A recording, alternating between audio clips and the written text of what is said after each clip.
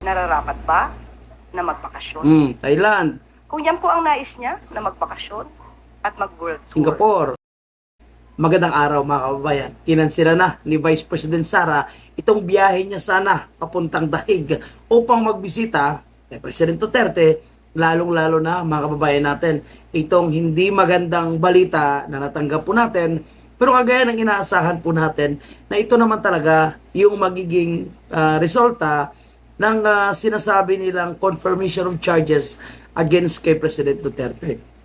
So ngayon, kinansila na nga ito ni Vice President Sara dahil mantakin nyo mga kababayan, hindi pa nga nag-anunsyo ang opisina ng Vice President, abay ipinakalat na nila sa mainstream media yung mga biyahe ni Vice President Sara.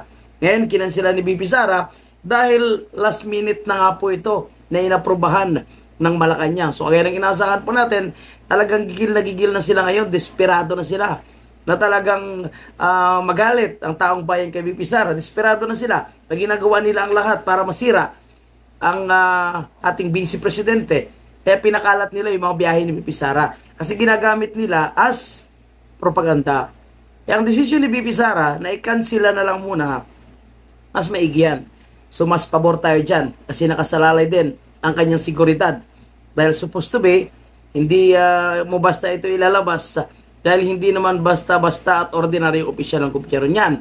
Although sabi nga ni Claire Castro, kailangan matlaman ng taong bayan, kailangan magkaroon ng transparency sa mga biyahe ni BP Sara, kay Marcos Jr.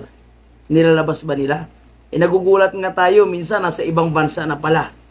Minsan wala na pala sa Pilipinas itong si Bongbong Marcos. Pero kung makapagsalita itong si Claire Castro kay BP Sara at parang inakusahan niya pa mga kababayan natin na naglalakwat siya or nagbabakasyon lang daw si BP Sara sa ibang bansa.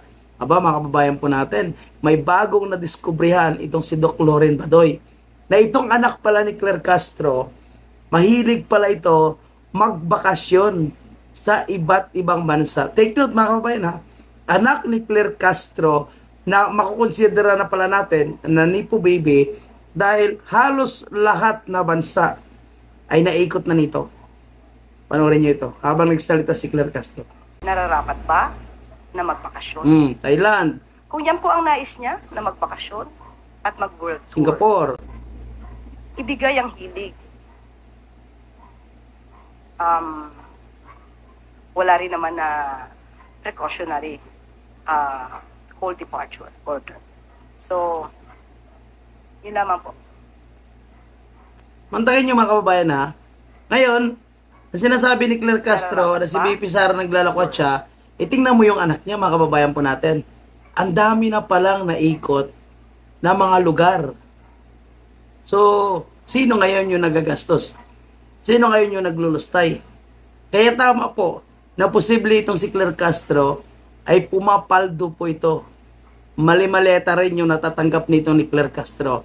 Dahil nakita nyo naman kung gaano niya sinusuportahan yung kanyang anak na nagbabiyahe sa iba't ibang parte ng mundo. Okay, grabe ang makapagsalita no, sa mga Duterte. Siya ano ba siya? Di ba? Mga kababayan natin. Kaya yung mga taong gustong magpatanggal sa ating Vice Presidente, yung mga taong gustong manira sa ating Vice Presidente, alam mo na po yung kanilang purpose. Ayaw nila na matanggal sila sa pwesto dahil sila ay nakikinabang sa pagnanakaw ng administrasyon ni Bongbong Marcos at ang sabuatan na nangyayari sa gobyerno. O kita nyo ngayon, itong confirmation of charges against kay President Duterte. Nakakalungkot, nakakagalit. Pero ganun talaga, mga kababayan, dahil nasa kanila nga yung malita. Hawak nila ang malita. Kaya yung ICC, wala naman ang credibility ito. Alam natin na sila po ay tumatanggap ng bayad para litisin ang isang politiko na kalaban ng nakaupo sa pwesto. Ginagamit nga ito sa pamumulitika. Kaya kung may confirmation of charges na lumabas laban kay President Duterte, hindi naman tayo nanibago dahil expected na ito. Sabi nga natin, the moment na pinadala nila si President Duterte, alam na natin ang kanilang purpose. At sa ngayon, ang inaantay na lang natin yung maging decision ng Supreme Court. At yan po yung ating susunod na pag-uusapan. Shoutout sa lahat, lalong-lalo na po sa Team Replay. Shoutout sa lahat, lalong-lalo na sa mga kasama natin na nagrarally po sa harap ng Supreme Court. Sa mga nanonood, nag-share ng ating videos, thank you sa inyo lahat. Of course, na nagsusuporta sa ating channel. Hindi ko man kayo maisa-isa, maraming salamat and shoutout po sa inyo lahat. Paki-like at puntahan natin itong confirmation of charges against kay President Duterte. Ayan, nakakalungkot, nakakagigil at nakakagalit na balita ang natanggap natin dahil kinonfirm ng ICC yung lahat na charges against kay President Duterte. Ibig sabihin, magkakaroon ng trial patungkol sa mga kaso, allegation, laban po sa ating dating presidente. Kahapon, alam na natin na wala na itong patutunguhan dahil lahat na apila ng legal team ni Tatay Digong ay nireject ng ICC. So, kagaya ng sinasabi ng pamilya Duterte, kagaya ng sinasabi ni Vice President Sara, wala tayong maaasahan sa ICC. Lalo na, bago pa pinadala ang ating dating presidente sa dahig, ay malakas na ang ugong-ugong na binayaran di umano sila ng gobyerno ni Marcos Jr. para ipakulong ang dating presidente na ginawa ang kanyang trabaho para magkaroon ng kapayapaan, magkaroon ng takot ang mga drogista, mga sindikato, kriminal sa ating bansa. Pero dahil sa usaping politika, dahil hindi matanggap ni Marcos Jr. na mahal pa rin ng taong bayan, ang dating presidente, mahal ng taong bayan yung mga Duterte, ito ang ginawa niya kay Tatay Digong. At ngayon, araw din pala, mga kababayan natin, ay naglabas din ng pahayag ang ating Supreme Court. Siguro naiingayan po sila sa atin dahil halos araw-araw din po tayo nag-ingay sa harap ng Supreme Court. So nakawalong araw na po tayo at sinasabi ng tagapagsalita ng Supreme Court sa pamamagitan nitong si Attorney Camelting na antayin na lang daw po natin kung ano po yung maging desisyon naman ng Supreme Court sa mga habeas corpus na i-file ng pamilya Duterte sa ating Supreme Court. Hopefully mga kababayan po natin ay hindi susundan ng Supreme Court ang desisyon ng ICC. Tayo po ay naniniwala na kayang manindigan ng ating Supreme Court kung ano ang tama at hindi po sila madadala sa maleta, hindi po sila madadala sa pananakot ng Kongreso, hindi po sila madadala sa pananakot ng administrasyon ni Bongbong Marcos. Alam natin na halos lahat ay ginigipit. Eh yung mga nagsasabi na kaya daw kumakampis na kay Bongbong Marcos dahil ginigipit sila.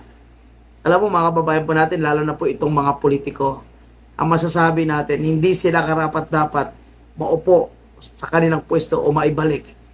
Dahil sila ay walang paninindigan at dahil sila ay takot sa sino mang politiko na nakaupo. Kahit alam nila na mali ito, kahit alam nila na magnanakaw ito, bangag ito, ay kanila pa rin pinoprotektahan at sinusuportahan.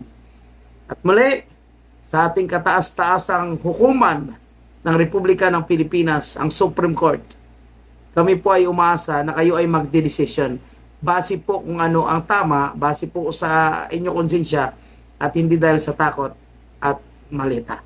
Okay, antayin namin ang magiging sagot ng Supreme Court. At sana lumabas din sila ng TRO sa illegal naman na impeachment laban kay Vice President Sara. Galit na po ang sambayan ng Pilipino. Sana po, wag na madagdagan pa. At wag sana humantong sa mas malalang mga malawakang kilos protesta kung sakaling magkamali ng desisyon ng Supreme Court. At hanggat hindi naglalabas ng desisyon ng Supreme Court, ayon po sa hakbang ng maisog, ay tuloy-tuloy yung pangangalampag sa Korte Suprema mula Lunes hanggang Huwebes. Sa gusto makiisa, gustong sumama, punta lang po kayo sa Supreme Court alas 10 ng umaga mula Lunes hanggang Huwebes. So tayo po ay inaasahan na po natin yung magiging reaksyon, yung magiging desisyon ng ICC patungkol po kay President Duterte. Kumbaga, inaasahan na natin yan. Hindi na tayo umaasa na magkaroon ng patas na investigasyon Dahil alam natin, ang Netherlands, ito po ay pugad ng mga makaliwang grupo.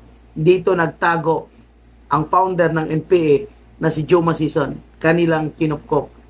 So yung mga taong ito, yung mga grupong ito ay takot at galit sa mga Duterte ng pagpupo ni Tatay Digong dahil yan ang kanyang unang nilinis. At marami sa mga kabataan ay naliwanagan, nagising ang kanilang tulog na pag-iisip nung panahon ni Presidente Duterte at marami ang sumuko sa gobyerno. Hanggang ngayon, napaka-active pa rin yung NTFL Cup. Nakagigil pa rin dahil itong gobyerno ni Marcos Jr. ay parang nagiging kasabwat na mga kaliwang grupo laban po sa mga Duterte.